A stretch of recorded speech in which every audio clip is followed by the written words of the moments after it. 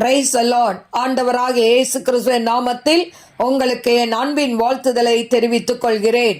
என கருமையான தேவ பிள்ளைகளே, ஒவ்வொரு நாளும் இந்த யூடியூப் மூலம் உங்களை சந்திப்பதில் நான் மிகுந்த மகிழ்ச்சி அடைகிறேன்.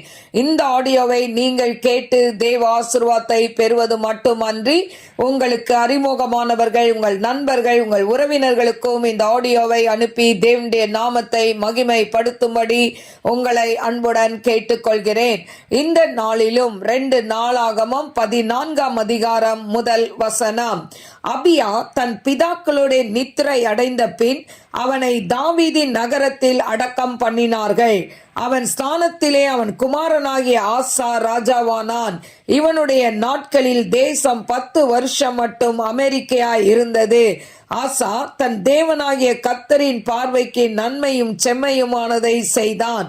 அந்நிய தேவர்களின் பலிபீடங்களையும் மேடைகளையும் அகற்றி சிலைகளை உடைத்து விக்கிரக தோப்புகளை வெட்டி தங்கள் பிதாக்களின் தேவனாகிய கர்த்தரை தேடவும் நியாய பிரமாணத்தின்படியும் கற்பனையின்படியும் செய்யவும் யூதாவுக்கு கற்பித்து யூதாவுடைய எல்லா பட்டணங்களிலும் இருந்து மேடைகளையும் விக்கிரகங்களையும் அகற்றினான். அவனுக்கு முன்பாக ராஜ்யம் அமெரிக்கையாய் இருந்தது. கர்த்தர் அவனுக்கு இளைப்பாறுதலை கட்டளையிட்டதினால் அந்த வருஷங்களில் அவனுக்கு விரோதமான யுத்தம் இல்லாதிருந்தது. தேசம் அமெரிக்கையா இருந்தபடியினால் யூதாவிலே அரணான பட்டணங்களை கட்டினான். அவன் யூதாவை நோக்கி, தேசம் நமக்கு முன்பாக அமர்ந்திருக்கையில் நாம் இந்த பட்டணங்களை கட்டி அவைகளுக்கு அலங்கங்கள், கோபுரங்கள், வாசல்கள் உண்டு பண்ணி தாழ்பால் போட்டு பலப்படுத்துவோமாக. நம்முடைய தேவனாகிய கர்த்தரை தேடினோம். தேடின போது சுற்றிலும் நமக்கு இளைப்பாறுதலை கட்டளையிட்டார் என்றான். அப்படியே கட்டினார்கள். அவர்களுக்கு காரியம் வாய்த்தது. யூதாவிலே பரிசையும் ஈட்டியும் பிடிக்கிற 3 லட்சம் பேரும், பென்யமீனிலே கேடகம் பிடித்து வில்லை நாணேற்றுகிற 2,80,000 பேருமான சேனை ஆசாவுக்கு இருந்தது. இவர்கள் எல்லாரும் பராக்கிரமசாலிகள்.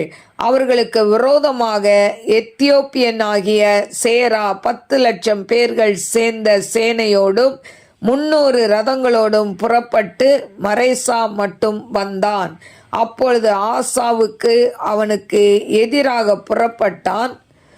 மரேசாவுக்கு அடுத்த செப்பத்தா என்னும் பள்ளத்தாக்கில் யுத்தத்திற்கு அணிவகுத்து நின்றார்கள்.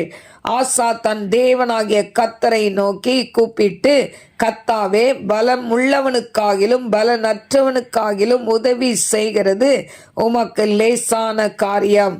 எங்கள் தேவனாகிய கர்த்தாவே, எங்களுக்கு துணை நில்லும். உம்மை சார்ந்து உம்முடைய நாமத்திலே ஏராளமான இந்த கூட்டத்திற்கு எதிராக வந்தோம். கர்த்தாவே, நீர் எங்கள் தேவன், மனுஷன் உம்மை மேற்கொள்ள விடாதையும் என்றான்.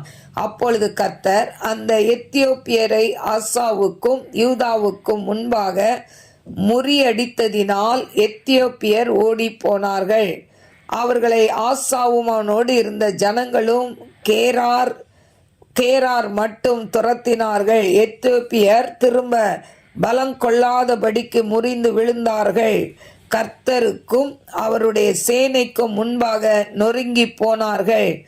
அவர்கள் மிகுதியாக கொள்ளையடித்து கேராரின் சுற்று பட்டணங்களை எல்லாம் முறியடித்தார்கள். கர்த்தரால் அவர்களுக்கு பயங்கரம் உண்டாயிற்று. அந்த பட்டணங்களை எல்லாம் கொள்ளையிட்டார்கள். அவைகளின் கொள்ளை மிகுதியாக அகப்பட்டது. மிருக ஜீவன்கள் இருந்த கொட்டாரங்களையும் அவர்கள் இடித்து போட்டு திரளான ஆடுகளையும் ஒட்டகங்களையும் சாய்த்து கொண்டு எருசலேமுக்கு திரும்பினார்கள். கருமையான தெய்வ பிள்ளைகளே, இந்த நாளிலும் 2 நாளாகமம் 14ஆம் அதிகாரம் 1 முதல் 15 வசனங்களை நான் வாசித்திருக்கிறேன். கருமையான தெய்வ பிள்ளைகளே, இந்த அபியா ராஜா மரணம் அடைந்த பின்பு இந்த அபியாவுடைய மகன் ஆசா ராஜாவாகிறான். இவன் காலத்தில் 10 வருஷம் தேசம் அமைதலாய் இருந்தது. ஆசா தன் கர்த்தரின் பார்வைக்கு நலமானதை செய்தான், நன்மையானதை செய்தான். எனக்கு அருமையான தேவ பிள்ளைகளே, இந்த நாட்களே இந்த ஆசா கர்த்தருக்கு கர்த்தருடைய பார்வைக்கு நன்மையா செம்மையுமானதை செய்தான் இருக்கு. எப்படி நன்மையானதை செய்தான் அப்படின்னு சொன்னா, முதலாவது அவன் நாட்டில் ராஜாவான உடனே பலிபீடங்களை எல்லாம் தகர்த்து போடுகிறான். அதாவது அந்த பலிபீடங்களில் அவங்க வணங்கி வந்த அந்த தெய்வங்கள் எல்லாத்தையுமே அவன் என்ன பண்ணுறான், அகற்றி போடுகிறதை பார்க்கிறோம். எனக்கு அருமையான தேவ பிள்ளைகளே, தேவனுடைய கட்டளைக்கும் அதாவது அவருடைய வார்த்தைக்கு கீழ்ப்படுகிறவருடைய வாழ்க்கையில் ஒரு சின்ன தவறு செய்தாலும் ஆண்டவர் என்ன பண்ணுவார், அதை பொறுப்பெடுத்து கொள்வார். எனக்கு அருமையான தேவ பிள்ளைகளே, இந்த நாட்களில் பார்த்தீங்கன்னா நம்ம கடவுளுக்குள்ளே இருக்கிறோம். ஏதாவது ஒரு சின்ன தப்பு எடுத்துட்டு ஆண்டவரே என்னை மன்னியுன்னு சொன்ன ஆண்டவர் மன்னிச்சிருவார். இப்போ இந்த ராஜா நாட்களில் இளைப்பாறுதலை கொடுக்கிறார். இளைப்பாறுதலை கொடுத்த உடனே இவன் யூதாவில் அரணான பட்டணங்களை கட்டுறான்.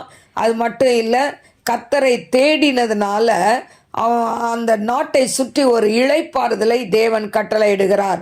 அப்போ அவன் சொல்கிறான், நம்ம இந்த பட்டணங்களை கட்டி அவைகளுக்கு அலங்கங்கள், கோபுரங்கள், வாசல்கள் உண்டு பண்ணி தாழ்பால்களை பலப்படுத்துவோம் அப்படின்னு சொல்லி அவங்க பேசிக்கிறாங்க. அதே போல் எனக்கு அருமையான தேவ பிள்ளைகளே, ஆண்டவர் என்ன பண்ணுறார், ஆண்டவரை தேடினதுனால தேவன் அவர்களுக்கு இளைப்பாறுதலை கொடுக்கிறதை நாம் பார்க்கிறோம். இப்போ பார்த்தீங்கன்னா இந்த ஆசார் ராஜா கிட்ட பார்த்தீங்கன்னா யூதாவில் பரிசையும் ஈட்டியும் பிடிக்கிற 3 லட்சம் பேர் இருந்தாங்களாம். பென்யமீனில் கேடகம் பிடித்து வில்லை நாணேற்றுகிற 2,80,000 பேர் இருந்தாங்களாம். என கருமையான தெய்வ பிள்ளைகளே,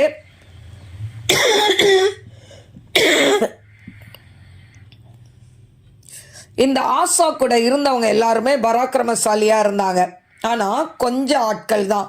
ஆனால் எதிரி படை எத்தியோப்பியனாகிய சேரா என்பவன் 10 லட்சம் பேரை பெரிய சேனையோட வரான். 300 ரதங்கள் இருக்குது.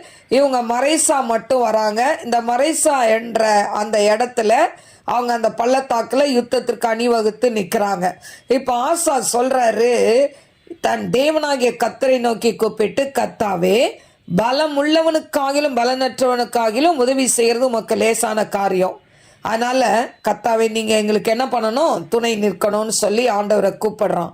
எனக்கு அருமையான தேவ பிள்ளைகளே, அப்போ ஆண்டவரை நம்புகிற பிள்ளைகளுக்கு எல்லா சூழ்நிலையிலும் தேவன் துணை நிற்பார். அல்லேலூயா. இப்போ பார்த்தீங்கன்னா மனுஷர்கள் எங்களை மேற்கொள்ள விடாமல் செய்யுங்கப்பா, நாங்கள் வெக்கப்பட்டு போகக்கூடாது அப்படின்னு சொல்லி அவன் ஜெபிக்கிறான். ஆண்டவர் அவங்களுக்கு ஜெயத்தை கட்டளையிடுகிறதை பார்க்கிறோம். பாருங்க, இந்த எத்தியோப்பியர் இந்த ஆசாக்கு யூதாவுக்கு முன்பாக முறிந்தோடி போறாங்க. அதுக்கப்புறம் இந்த எத்தியோப்பியர் என்ன பண்ணல, இந்த ஆசா ராஜா ஆட்சி செய்யும் போது அவங்க வரவே இல்லை. ஆண்டவர் அப்படியா ஆசா ராஜாவை என்ன பண்ணாரு, உயர்த்தினார். எனக்கு அருமையான தேவ பிள்ளைகளே, இன்றைக்கும் ஆண்டவருடைய பிள்ளைகள் யாரெல்லாம் உண்மையாய் ஆண்டவரை தேடுகிறார்களோ அவர்கள் வாழ்க்கையில போராட்டம் வரும், பிரச்சனைகள் வரும். ஆனால் அவைகள் மத்தியில ஆண்டவர் நம்மை உயர்த்துகிற தேவனாய் இருக்கிறார். ஹல்லேலூயா. அதனால சோர்ந்து போகாதீங்க. கர்த்தர் உங்க வாழ்க்கையில பெரிய காரியங்களை செய்வார். கண்களை மூடி நாம் ஜெபிப்போம். ஸ்தோத்திரிக்கிறேன் ஆண்டவரே, மகா பரிசுத்தமல்ல நல்ல தகப்பனே, நன்றியோடு ஸ்துதிக்கிறவர தீரபா லபாக்கரபா ரீபாக்கரபா தீரபாக்கரபா ஓரமாக்கரபா தீபா லபௌரி அந்தராலார் மேக்கரபா. வேண்டுவதற்கோ நினைப்பதற்கோ மேலாக நான் அற்புதத்தை செய்கிற தேவன் என்று கர்த்தர் சொல்கிறார். இந்த நாளிலேயோ ஆண்டவரே அப்பா, யார் யார் ஆண்டவரே அப்பா தேவையோடு இருக்கிறாங்களோ அவங்க தேவைகளை சந்திங்க ஏசப்பா.